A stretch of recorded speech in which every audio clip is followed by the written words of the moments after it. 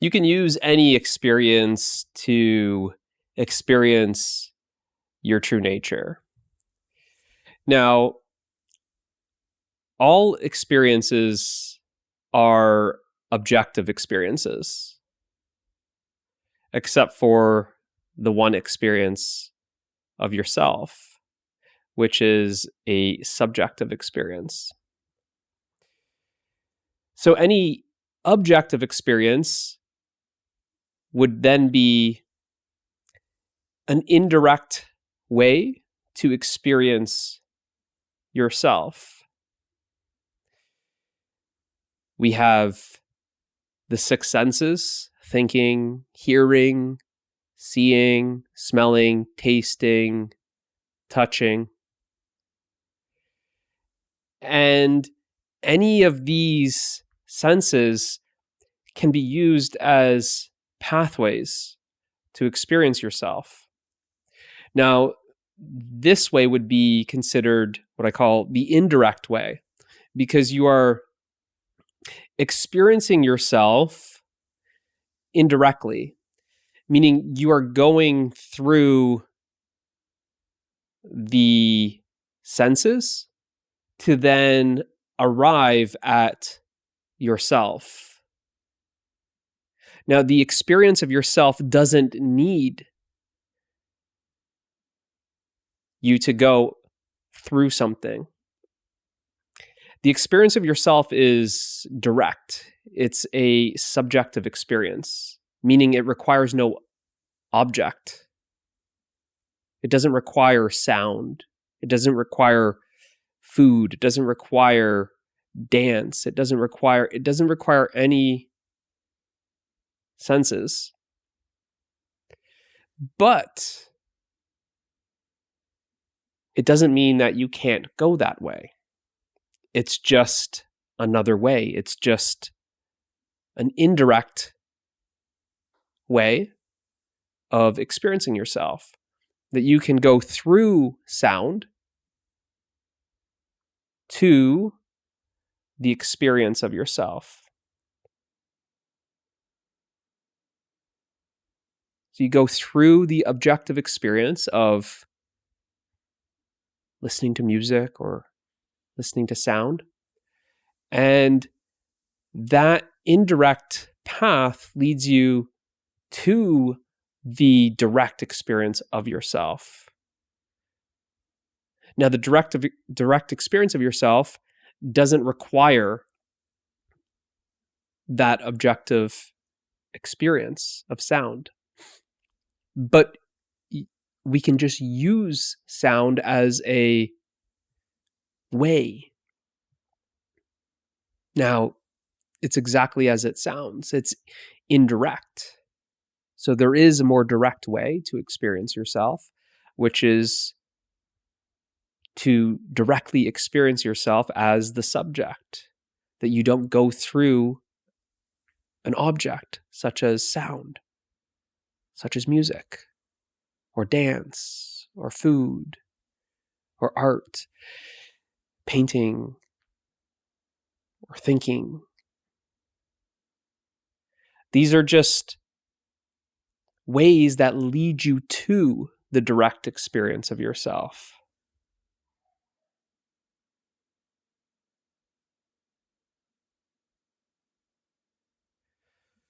The indirect way,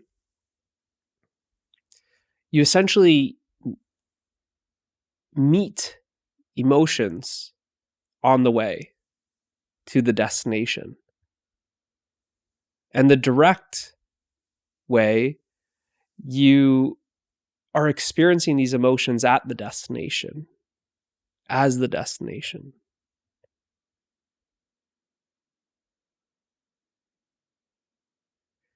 One's not better than the other.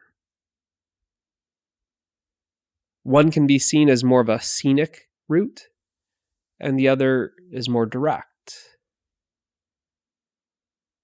And there may be a preference for going directly, or there may be a preference for more of the scenic journey.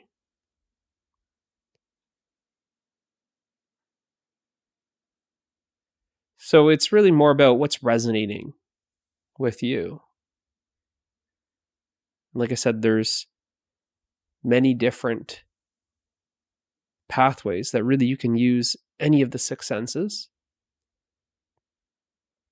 to indirectly arrive at the subjective experience of yourself.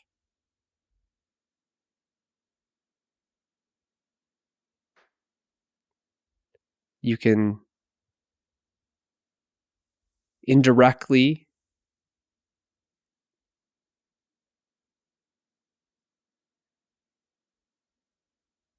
take sound. For example, you can use sound as the indirect path, or you can use, let's say, dance as the indirect path. You can use the breath as the indirect path. You can use painting as the indirect path.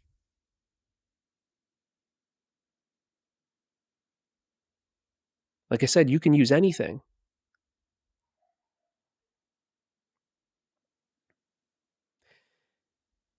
The tricky thing for the indirect path is once we use, let's say, sound to arrive at the subjective experience of ourself, sometimes we don't, not sometimes, it's very common to not know that you are experiencing yourself, because there seems to be, again, this mix-up of that this happiness that I'm experiencing is then attributed to the sound. That the sound, the object, the music, the object is what is making me happy.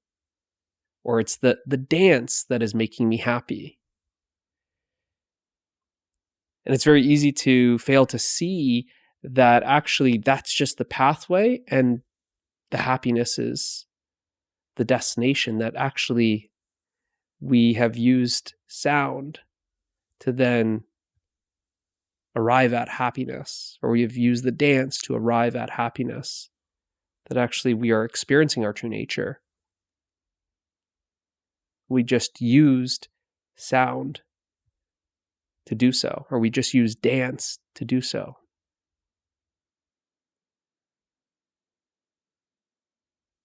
Or any other example, we just used hatha yoga or tai chi or qigong or singing, or it's the same as using self-inquiry, but it's self-inquiry through self-inquiry is really self-exploration. It's just it's an exploration in the opposite direction that you're used to going.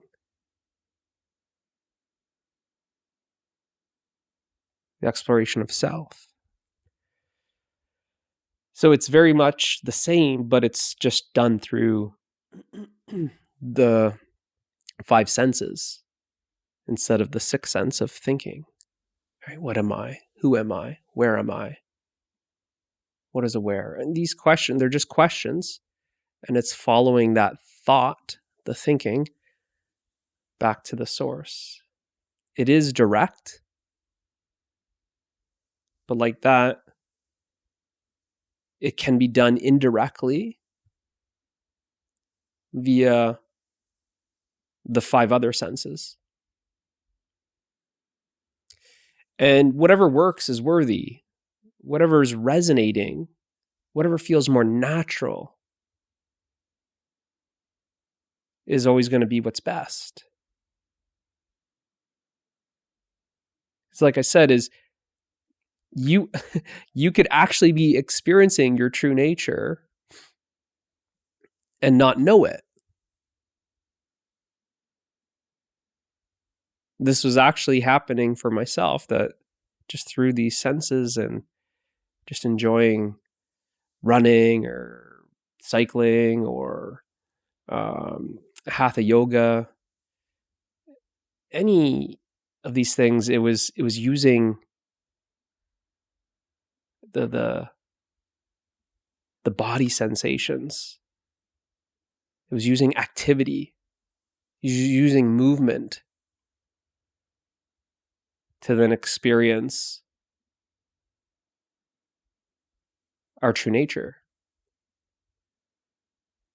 It's stillness that's experiencing itself as movement.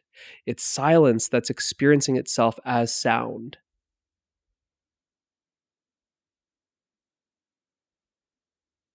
But when there's just this happiness that wells up, that there's this sense of just well-being, peace, happiness, the love for just whatever's happening. If it's cycling, there's a love for cycling.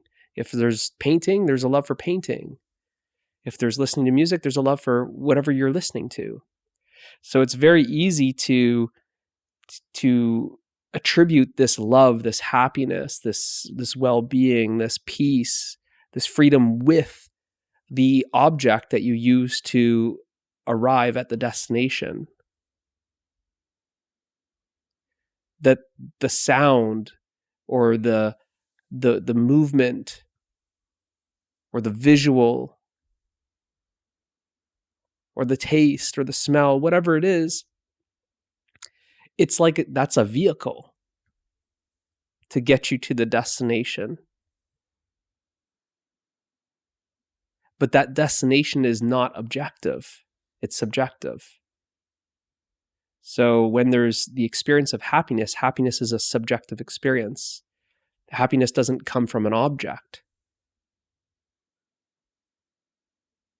So it's very easily overlooked that when you experience the happiness, there's a habit that it must be coming from this object. It must be coming from the music. It must be coming from the yoga stretching. It must be coming from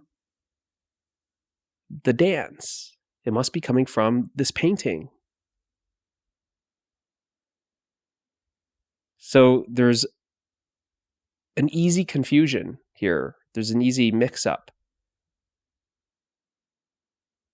And like I said, I would love running or cycling or just stretching, and it was always, I just love stretching. This stretching is what makes me happy. This stretching is what makes me feel that well-being. This stretching is what gives me peace. This stretching is when I'm most free. And it's overlooking that the stretching was just the vehicle that is bringing attention back to its source. That the attention is permeating the bodily sensations, feeling the bodily sensations through the stretch, feeling the breath. The attention is following the breath. It's following the movement back to stillness. It's following the sound back to silence.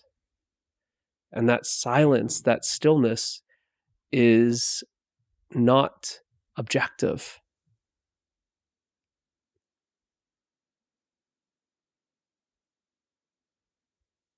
And that experience of the silence and the stillness, it's synonymous with happiness.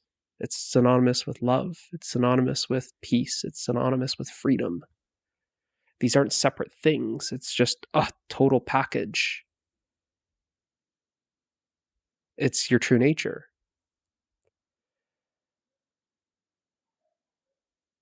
So I used to mix it up with any of the stretching. I would just stretch. I didn't even call it yoga. Just go out in the backyard or stretch or go in a field. Go for a run. But I would always attribute, I just love running. Running makes me happy. I feel free running.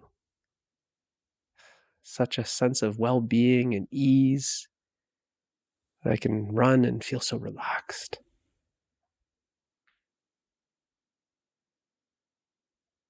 That I'm at peace. People say this stuff like, yeah, this is my happy place. But actually, the happy place is placeless. A place is that which is appearing in space. But happiness is beyond space.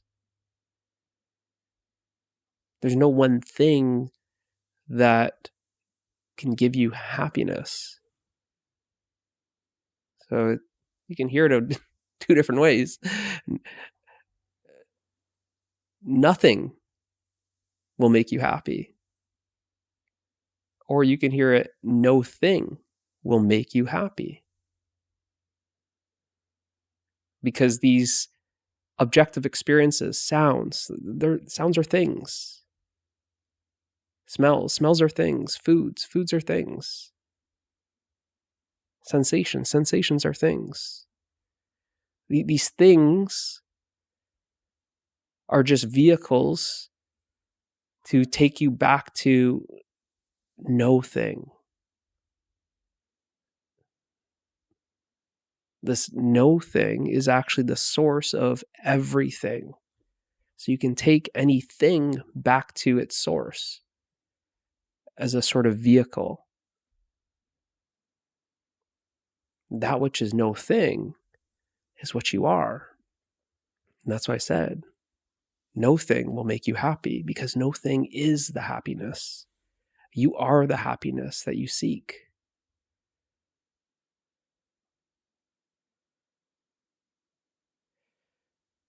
So if it feels like the direct path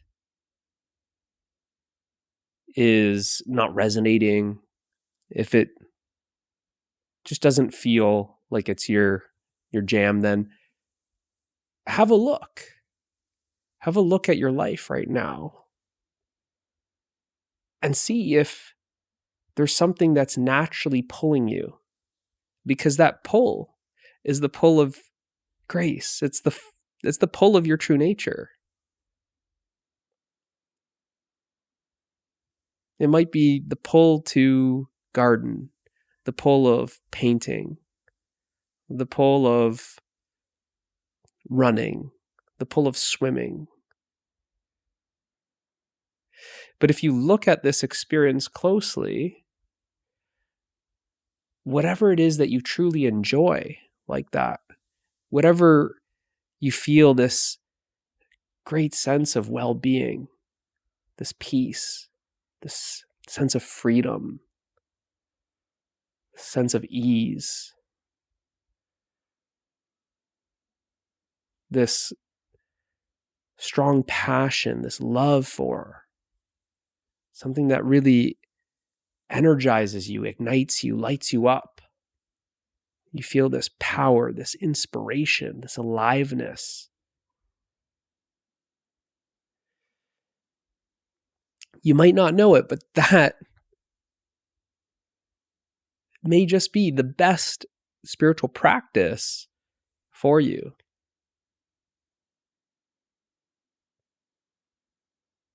So I often say the best practice is that which feels the most natural to you. I mean, because all of these practices are just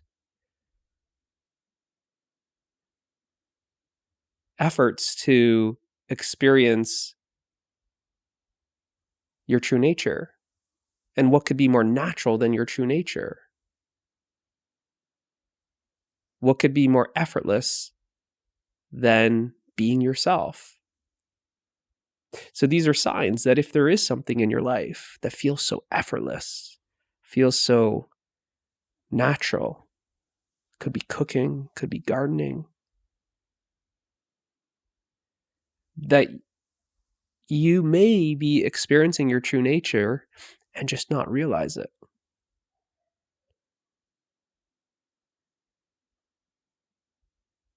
There just may be this little bit of confusion that it's cooking that makes me happy.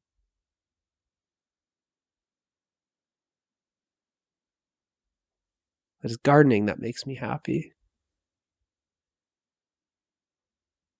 But what if the cooking and the gardening were just activities? They were vehicles, they're portals to then experience yourself.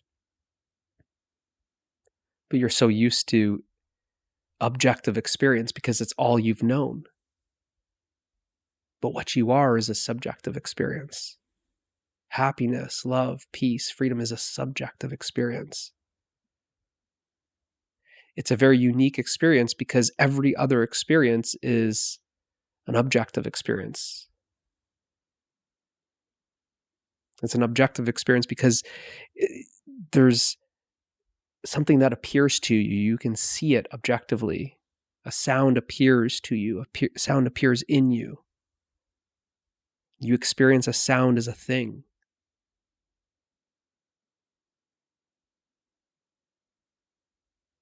But the experience of yourself is no thing. So you'll never experience yourself objectively.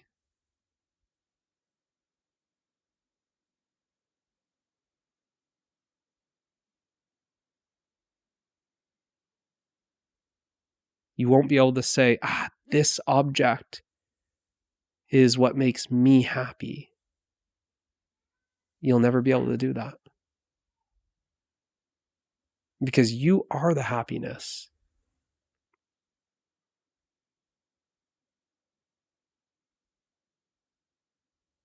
So like I said, be open to a different way to experience yourself. And be open to the possibility that you are already experiencing yourself. In fact, that's guaranteed. That's the only possibility. You are experiencing yourself. You're just not experiencing yourself knowingly, you could say.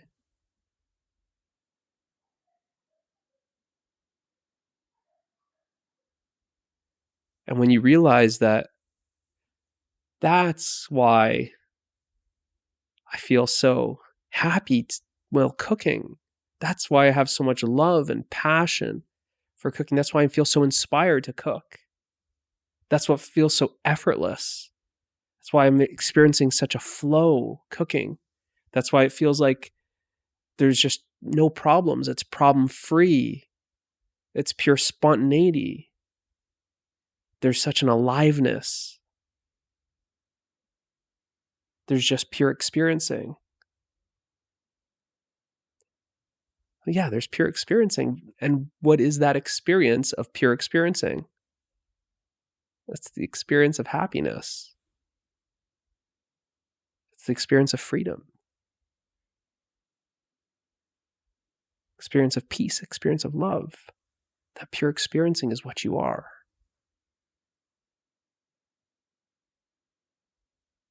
Hopefully this helps. See you in the next one.